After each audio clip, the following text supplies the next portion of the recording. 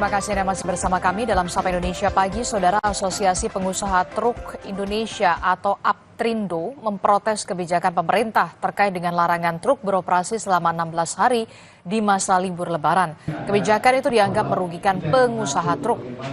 Para pengusaha truk mengancam akan mogok operasi dari 20 Maret hingga 8 April 2025 jika kebijakan ini tetap diberlakukan. Sebelumnya, pemerintah menerbitkan surat keputusan tentang peraturan lalu lintas jalan serta penyeberangan selama mudik Lebaran.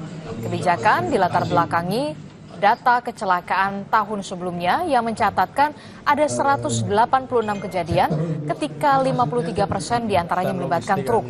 Selain itu juga dapat menimbulkan kemacetan karena kecepatan yang lebih lambat. Larangan ini kami tolak, mulai dari pelabuhan Cilegon, DKI pelabuhan Tanjung Priuk, kemudian Jawa Tengah dan Jawa Timur secara serentak, itu dulu ya. Sehingga efeknya tentunya ini cukup complicated ya. Karena kami ingin supaya pemerintah mendengar kalau angka kerugian yang ini bisa triliun, 1 sampai 5 triliun bisa terjadi. Menghindari penumpukan penumpang dan ingin menikmati berpuasa di kampung halaman, calon penumpang memadati Pelabuhan Soekarno-Hatta, Makassar, Sulawesi Selatan. Kurang dari 2 pekan jelang Lebaran, calon penumpang memilih berangkat mudik lebih awal menuju Surabaya dengan menggunakan KM Ciremai dan KM Gunung Dempo. Peningkatan penumpang terjadi sejak minggu ketiga Ramadan, total mencapai lebih dari 1.800 orang. Pemudik mengaku mudik lebih awal untuk menghindari penumpukan penumpang di pelabuhan.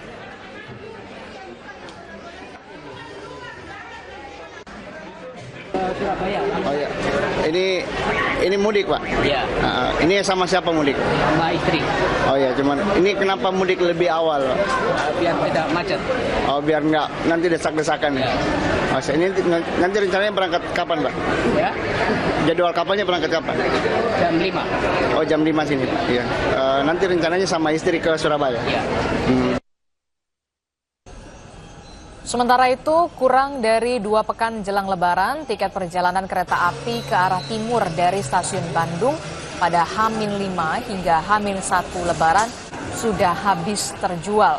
Tidak hanya itu, tiket perjalanan kereta ekonomi untuk sejumlah tujuan di tanggal 21 Maret hingga 11 April juga telah habis.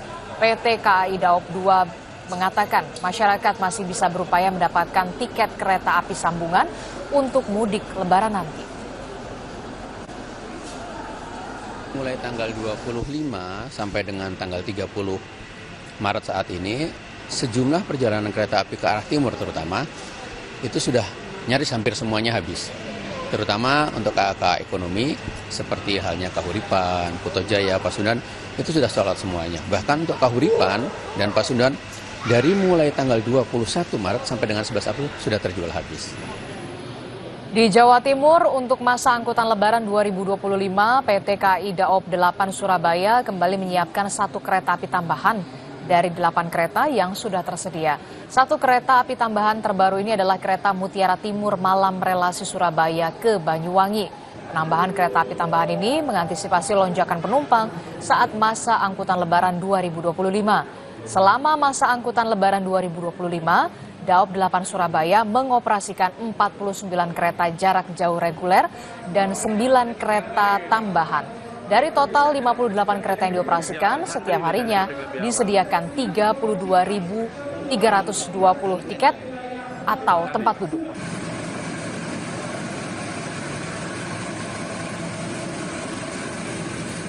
Kita pantau bagaimana arus mudik di stasiun Gubeng, Surabaya, Jawa Timur di 2 pekan jelang Hari Raya Idul Fitri. Sudah ada jurnalis Kompas TV, ada Mahendra Tri Ginanjar di sana. Selamat pagi Mahendra.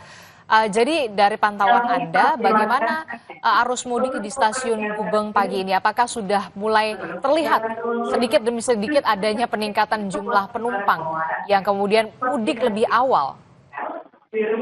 Ya, Adisti dan saudara, bahwa memang sejak pagi tadi di stasiun Surabaya Gubeng terpantau memang cukup ramai penumpang yang akan bepergian maupun yang mudik lebih awal ke sejumlah kota tujuan. Memang ada beberapa kereta yang berangkat tadi pagi hingga siang nanti yang banyak digunakan oleh penumpang untuk pergi ke kota tujuan mereka. Di antaranya adalah kereta api Sancaka, di mana kereta api Sancaka ini merupakan relasi dari Surabaya Gubeng hingga ke Yogyakarta, dan juga kereta api Argo Wilis yang banyak digunakan yaitu untuk relasi dari Surabaya Gubeng hingga stasiun Bandung. Memang ada beberapa penumpang yang memilih mudik lebih awal dengan menggunakan kereta api sejak beberapa hari yang lalu. Mereka ataupun penumpang yang memilih mudik lebih awal ini beralasan agar tidak terjebak kemacetan ataupun tiket yang sudah habis saat jelang Lebaran nanti. Sementara itu, untuk mengakomodir para penumpang di saat masa angkutan Lebaran nanti, PT KAI Daob 8 Surabaya kembali menambah satu kereta api tambahan, yaitu Mutiara Timur Malam, di mana dengan penambahan satu kereta api tambahan ini sendiri, total PT KAI Daob 8 Surabaya akan mengoperasikan 9 kereta api tambahan selain 49 kereta api jarak jauh reguler. Hingga total kereta api yang dioperasikan selama masa angkutan libur Lebaran ini, yaitu mulai tanggal 21 Maret hingga tanggal 11 April mendatang, ada sedikitnya 58 kereta api dan tersedia sebanyak 32.320 tiket setiap harinya, di mana memang ada beberapa kereta api yang tiketnya sudah ludes terjual. Salah satunya adalah kereta api ekonomi Erlangga dengan relasi Surabaya Pasar Turi ke Pasar Senen Jakarta,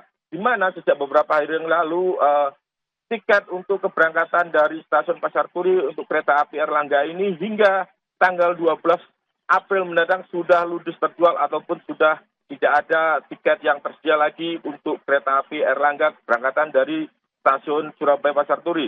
Sementara itu, untuk puncak arus mudik di wilayah Daob 8 Surabaya diprediksi akan terjadi pada tanggal 28 Maret atau 3 hari sebelum Lebaran, di mana pada tanggal 28 Maret ini sendiri tiket yang sudah terpesan sebanyak 23.000 sekian untuk tiket yang telah terpesan. Ya, Adisti.